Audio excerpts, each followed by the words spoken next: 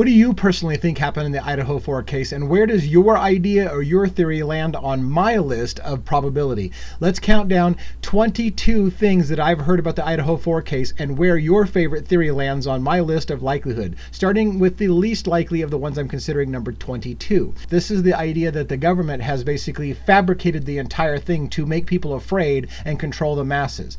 It's like that. There are many ways to spin the PSYOP idea, but the PSYOP idea basically is to say that nothing really happened. The entire thing is designed to make people fearful for one reason or another. And while I believe in things like MK Ultra and government experiments and all these kinds of things, and that it is possibility, I would put it at the list on my mind of the least likely of all the scenarios.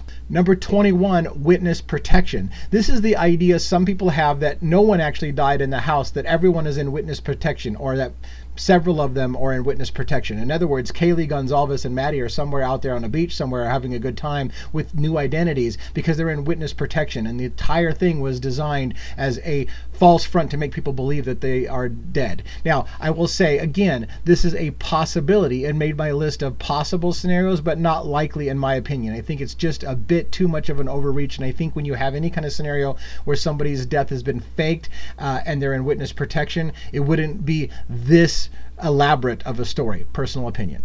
The occult ritual comes in at number 20. This is the idea that there are basically symbolic elements to what happened in the Idaho 4. That it was that the house was some kind of altar. That the way that things were conducted all has symbolic meaning to some satanic or occult ritual. And again, while I have lots of information and lots of knowledge about the occult in my past and entertain those kind of ideas, I don't think that's what happened here. In fact, I think a lot of people give the occult a bad rap and think that everybody who's into the occult is all a bunch of devil worshippers, do elaborate ceremonies. And I don't think that's the case here. But again, it is interesting and I do pay attention to it, but I would list it at number 20 on my list.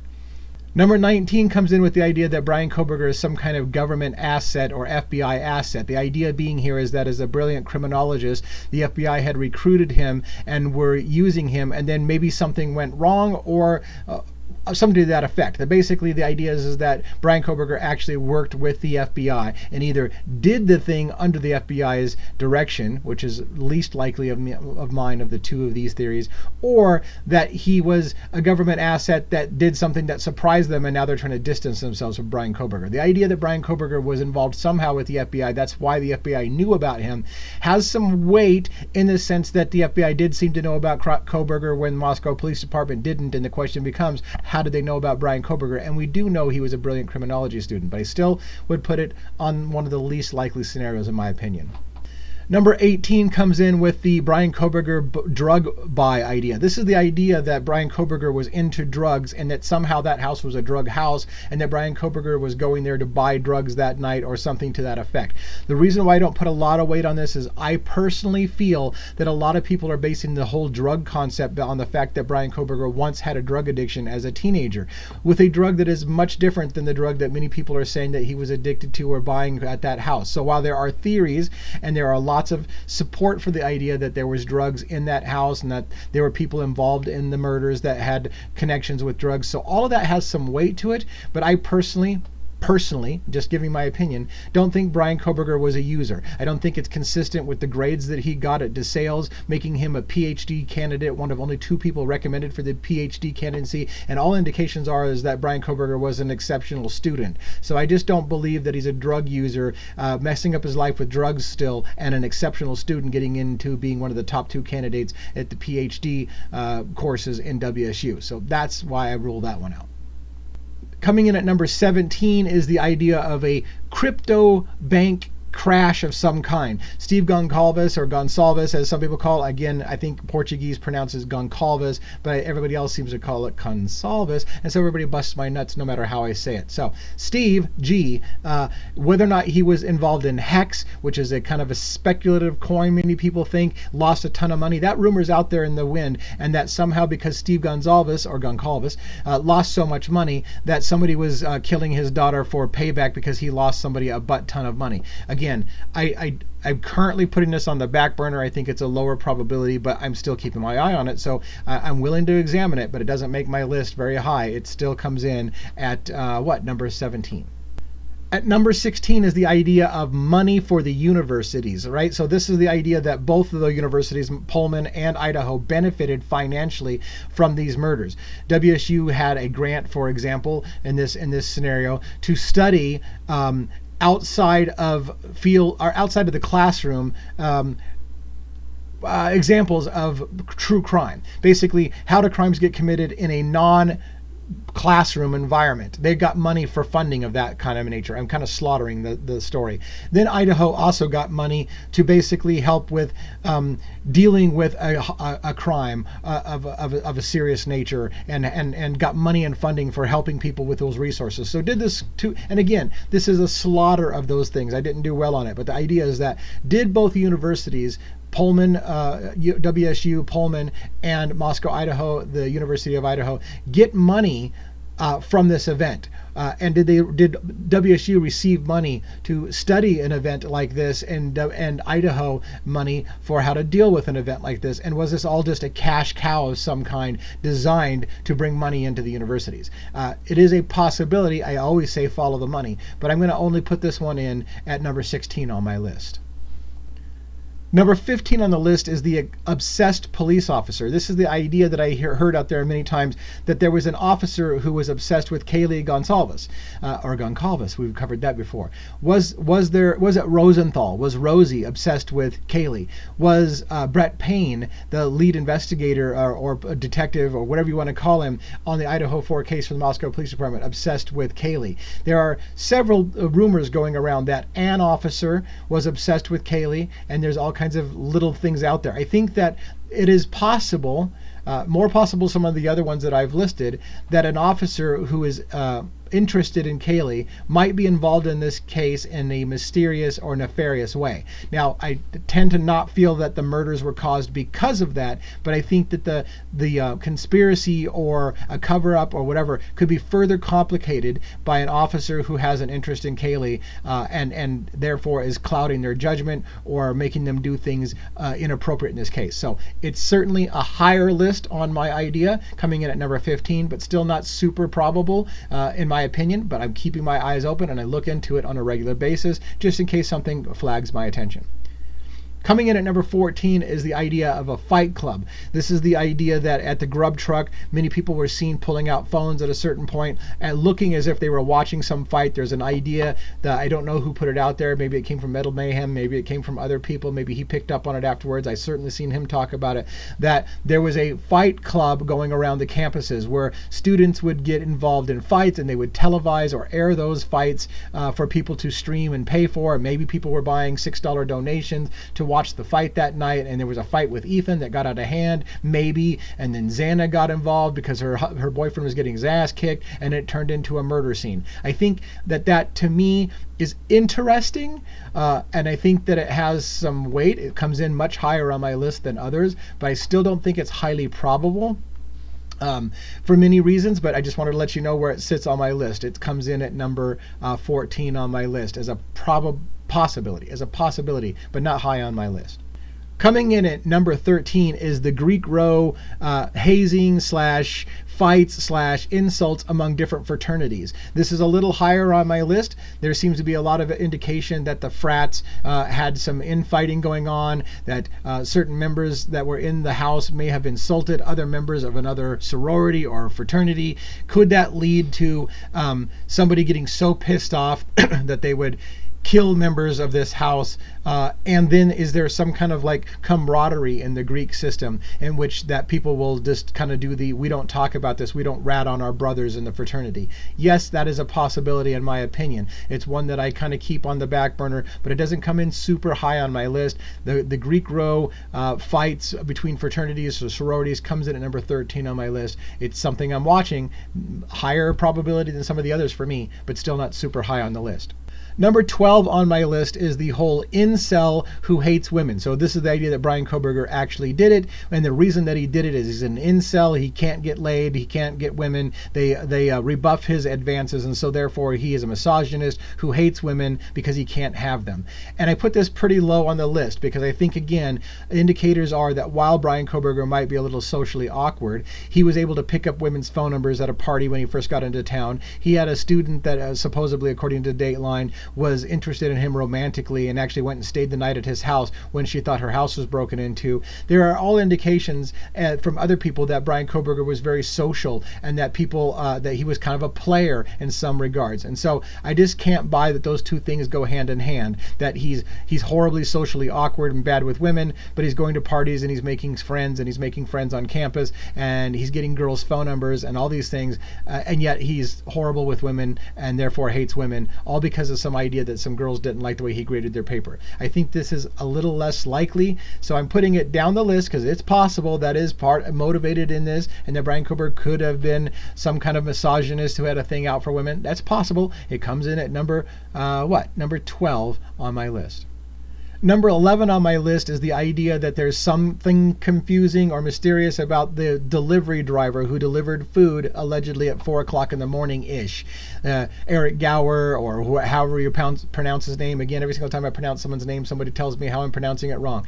This driver of food from whatever delivery service it was and for whatever place it came from is something we have to pay attention to in my mind. The timing of the events happening around 4 o'clock in the morning, according to the official sources, and this person showing up at 4 o'clock in the morning are extremely important to pay attention to. What cars were coming and going at 4 o'clock in the morning? According to the official story, the white Elantra was circling the house at 3-ish in the morning, and the driver shows up at 4 in the morning, and then the killer shows up shortly after that at 4:07 in the morning. So now you've got a driver delivering food in between the middle of supposedly somebody stalking the house and getting ready to kill. So again, we have to pay attention to that driver and how it fits into this case. Was there a killer who was waiting for the driver to go away? Did he just purely get lucky the driver came and go? Or is the driver somehow involved? Did the girls text the driver and ask him if he was delivering things, if he was on his route? There's a lot of questions about this driver, and did the driver work for the police department?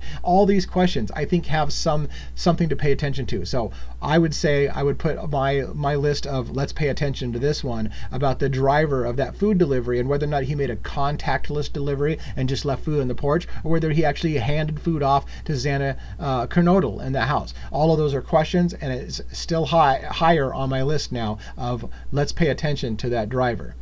Number 10 on my list is the drug cartel drug hit idea. This is the idea that a couple of members of the House were daughters of people who may have turned against a crime syndicate, a cartel, something to that effect, and put people in jail to get lesser sentences for themselves. We do know that Ann Taylor represented a couple of different family members related to the victims in the house and on drug charges. And so the idea that these drug charges, and there's evidence that people got put away due to testimony on these family members. So again, you're starting to get into the area of much more interesting and probable scenarios here, in my opinion, about whether or not somebody got pissed off that somebody got sent to jail and then they sent a message about snitches get stitches, or they just get dead. But the problem I have with this theory is multiple. One, I think that if it was a cartel hit, blaming it on some random college guy instead of making it clear it was a drug hit by a cartel doesn't send the message that you want to do. If you're trying to send a message, you would want them to know that somebody got taken out for snitching, not blaming it on a random college student. So I think it's got meat to it, because again, if people are turning state's evidence and putting people behind bars, would somebody want retaliation for that? Absolutely. However, we'd have to ask ourselves the question, why didn't they just go after the people who actually snitched and killed them? Why kill their children instead? Now again, I know your argument is it hurts more if you kill your children, but the only reason I think that you would kill the children instead of the people who actually snitched is if you still need the people that snitched, and so you want to teach them a lesson and keep them under your control. Hey, do this and we'll do it again, or we'll do it to somebody else that you love. But I don't understand why not just take out the people who snitched. And putting it pretty high on the list, though, it comes in at number 10. We're officially in the top 10 with the drug hit cartel scenario. Number 9, is the concept of whether or not there's police corruption or FBI corruption cover-up in this case. I think this is fairly highly likely. We see all kinds of manipulation in the PCA, and now it comes out later under a testimony where they admitted that they wrote things into the PCA that they didn't originally know so that they could get Bryan Kohberger after they'd been given Bryan Kohberger's name. There's a lot of shenanigans going on. Once they decided that Kohberger was their guy, there is evidence that the police continued to manipulate the evidence to make it fit Bryan Kohberger once the FBI had told them it was Bryan Kohberger. How they developed the DNA profile is highly suspicious. The knife sheath and how it got into the scene is highly suspicious. There's a lot of things that make me think that the law enforcement in this case are desperate to have this case solved and to have it be Bryan Kohberger, and that shenanigans are very likely, in my opinion, are going on where they're trying to cover things up. So that makes my list of in the top 10 at number 9 the likelihood that there's police corruption and cover-up, maybe even higher, to be honest with you. I think it's almost a foregone conclusion that there's some cover-up, but whether or not it's a major piece and Bryan Kohberger didn't do it and they're just framing some guy, something like that, I'm going to put at number 9. It's a possibility. Number 8 is the idea that the murders actually happened earlier in the evening, sometime maybe around 2:50 or 3 o'clock in the morning, and that it took place maybe over a longer period of time. This is important and higher on my list because I feel like the story, the narrative that they got, that one killer did it by himself and killed 4 people on 2 floors of a house in about 8 to 10 minutes without leaving any DNA of himself at the scene other than one speck of DNA on a knife sheath, and not tracking any of the victim's blood out to his car, seems almost impossible to have done. I feel like more time needed to be done for a cleanup, more time had to be done for many different reasons, and the only reason we're stuck to the time frame that we are, from 4:07 a.m. when the car supposedly arrived at the scene and 4:20 when it sped off, is because they have to rest on the idea that Bryan Kohberger did it alone, and therefore that's the time window they have to work with. If you accept the possibility that multiple people were involved and that Bryan Kohberger wasn't the only one, then you can maybe overlook just that tiny narrow window and open that window more. And you do see evidence, by the way, that there's sounds, there's indications that things were happening in that house around 3 in the morning. So the whole entire story of Dylan and Bethany may be completely a fake story, and the events didn't happen all at 4 o'clock in the morning. Maybe they started happening at 3. That's a real possibility to me. I'm looking at the timeline inaccuracies, and it makes number 8 on my list. Number 7 on my list, this is the one I get my ass kicked for on a regular basis. It has to do with that name everybody hates being brought up, which is Brent Copaka. And again, I want to point out the reason why he's interesting on my list. I think that I have proven through public records search that Brent Copaka's mother comes from Pennsylvania, the Kohbergers come from Pennsylvania. There's online sleuths who have placed Brent Copaka and Bryan Kohberger in the same city in Pennsylvania at the same time. Brent Copaka's sister was into horror films. Brent Copaka and his friends like Darren Duncan were big into horror films. So the likelihood that these individuals, if they all come from Pennsylvania and kind of are all into the horror film theme and all stuff like that, and possibly were in the same city at the same time and then end up in Pullman, Washington, across the country at the same time within 2 miles of each other, to me that's almost an impossibility to overlook. It's almost an impossibility. And then you factor in that even if Kohberger didn't know Brent Copaka, even if he didn't, you've got a military vet with PTSD who, according to Darren Duncan himself, he believes that Moscow police may have thought that Brent Copaka was involved in the Idaho 4 murders, and that's why they shot and killed him 1 month and 1 day after the murders. So to completely ignore the military soldier, trained elite soldier, and knife fighting of all things, when we know that the individuals were taken out supposedly with a knife, one knife in that house in about 8 minutes, that suggests somebody who's trained in knife fighting. So as a Army veteran trained in knife fighting with severe PTSD, all documented, can he be overlooked so easily as a possible suspect? And again, I apologize to anybody who just loses their shit about it, but it comes in at number 7 on my list because he has the skills and he has the mental instability potentially, and he even has connections in a weird way to Bryan Kohberger, which all leads us to wonder what really happened, and we can't rule out Brent Copaka. Comes in at number 7 on my list. Number 6 on my list is the idea that Dylan and Bethany, or just Dylan or whatever, are involved somehow in on the murder scene. They may have let somebody into the house. Dylan may have called and lured roommates back to the house to make sure that they were back by a certain time. There's indications that she was texting people to make sure that some certain people were driving, maybe delivering people. There's indications that Dylan knew what was going to happen. And it would make sense that Dylan's story is so sketchy and didn't seem to know that people got murdered in the house for 8 hours. And a lot of the things that come into her story in the 911 call and what I think happened, like, for example, I think the possibility that the girls who knew what happened in that house left the door open potentially of the house and wanted, because it was a party house, for somebody to stumble upon the crime scene and be the first to report it, so that these girls who may be possibly in on it in some way weren't the ones who called it in. Because a lot of times the first person who calls in something is the first person you look at. Who was the person that discovered the body? You start looking there. So maybe they didn't want to be the ones to discover the body. They had hoped that somebody would stumble upon the crime scene. And after 7.5 to 8 hours go by and nobody has discovered the crime scene, they decided they had to call something in and get this thing started. So what did they start with? Not by calling 911, but by calling friends over, again, to help discover the scene so that somebody else calls it in. That's all highly suspicious to me and makes it very high on my list, coming in at number 6, that Dylan and Bethany are probably somehow involved, and they wanted to have somebody else discover the crime scene so it would take away the focus on their involvement in it in some way. Coming in at number 5 is the idea that there's multiple assailants and multiple weapons being used in this case.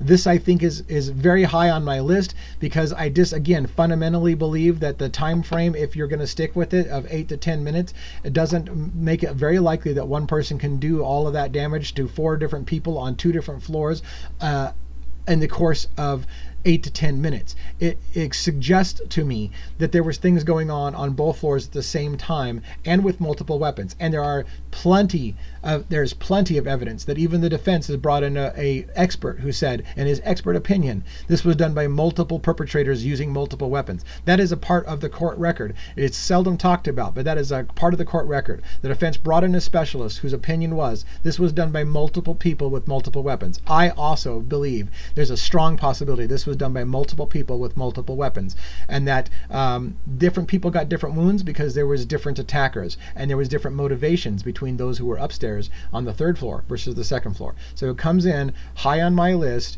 of multiple assailants and suspects at number 5 as most likely to be true.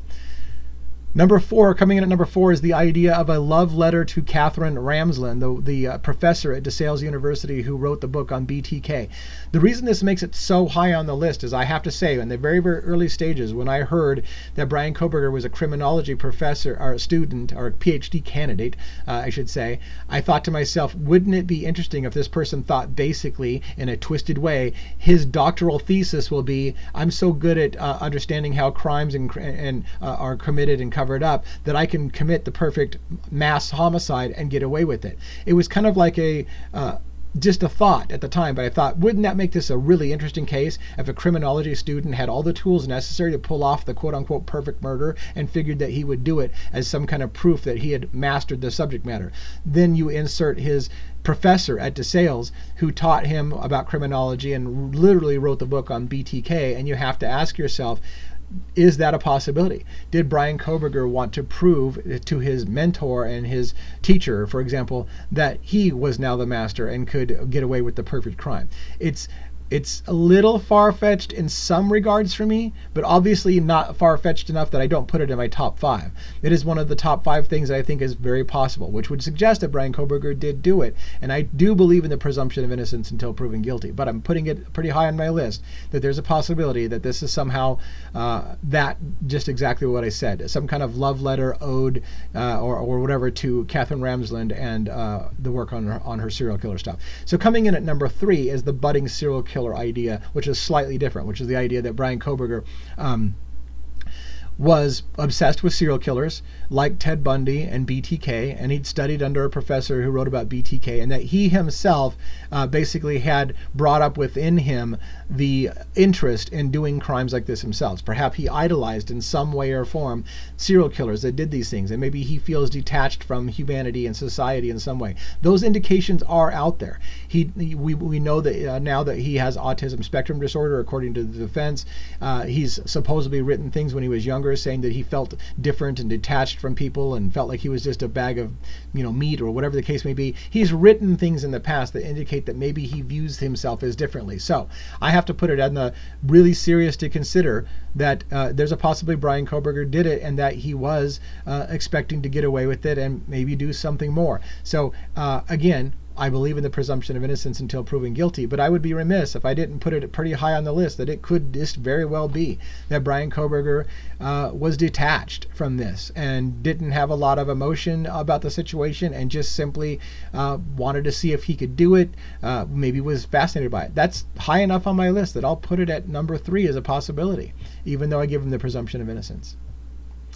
Number 2 on my list comes in with that suspect vehicle number 1, and I think there's a real good possibility that all of the vehicles that the prosecution is saying is suspect vehicle 1 are not the same vehicle and or are not Bryan Kohberger's vehicle, or don't tell the whole story. The idea that there was a green Elantra in the area with a license plate that's very distinctive and that's been picked up on one of those things, that's very possible. Yes, I think that's very possible. You can't see Bryan Kohberger or anyone in the car at all the times that you see the mysterious white Elantra, so we don't even know if Bryan Kohberger was driving the car. We don't know that it had a license plate on the front. Those things that they've been telling us for a long time apparently have been confirmed not to be true.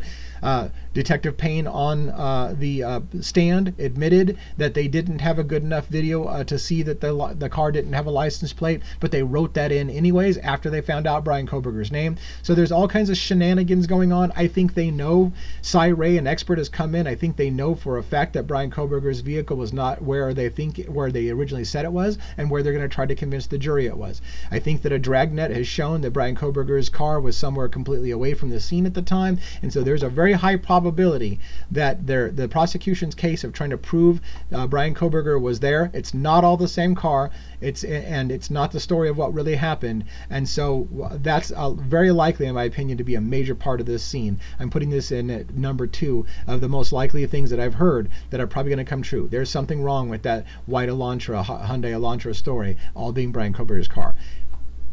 And the number 1, the one you're going to hate me for, is the number 1 most likely scenario on my part is the jealous ex-boyfriend. And I know a lot of you people are saying, oh my God, no one's going to murder 4 people because their girlfriend broke up with them. If you don't understand that crimes of passion, especially ones where somebody has a deep-seated love for somebody who has betrayed them, and you don't understand that that's one of the leading causes of murder in this country is a sense of betrayal. Cheating, betrayal, loss of love, that is probably one of the most common murder scenarios in the country. And so I don't know where you people get the idea that it's crazy to think that somebody would kill 4 people for love, but that's exactly what I think is one of the most likely. It should have been the very first thing looked into, and maybe they did. There's indications Jack DeCoeur was on the radar and was dismissed early because he passed a polygraph test and because his DNA didn't match the button sheath in the house, and therefore he was ruled out. And I think perhaps too soon. In fact, Steve Gonsalves also questioned Jack DeCoeur according to Howard Bloom's book, and made him roll up his sleeves and show to make sure he didn't have any damage, because even he thought that was the case. This is the most likely scenario if you look for motivation, because there is indications that Kaylee Gonsalves received bigger wounds and deeper wounds than anyone else in the house. It is as if she was targeted, and the other people who got killed were her friends. So if somebody had it out for Kaylee and gave her particularly bad wounds, it shows a crime of passion. Somebody was really, really angry at what about Kaylee, and maybe took out her best friends, Maddie Mogan and Xana Kanoto, all from Coeur d'Alene. In fact, if Jack DeCoeur is a suspect, he comes from Coeur d'Alene and knows all those girls. Those girls probably supported Kaylee in leaving him and breaking up with Jack DeCoeur, which we know happened weeks before the murders. And we know that Kaylee, there was indications that Kaylee was humiliating Jack DeCoeur in a bar just before her murders that night, and had been warned by somebody that they're going to get you for this. If all of those things happen, which it looks like it did, this is the primary number 1 suspect that I would put on my list. Now, the only thing I'll say about all of that is now that Ann Taylor has put forward a proffer of alternative suspects, will she really bring up Jack DeCoeur, who's been a suspect from day 1 and was ruled out almost on day 1? It seems like the judge will be like, we're not talking about this guy. He was ruled out on day 1. Now, if she has new evidence, then that's a whole nother story. So there you are. There's my top 22 things that I've heard related to Idaho 4 and where I rank them. Where did yours show up on my list?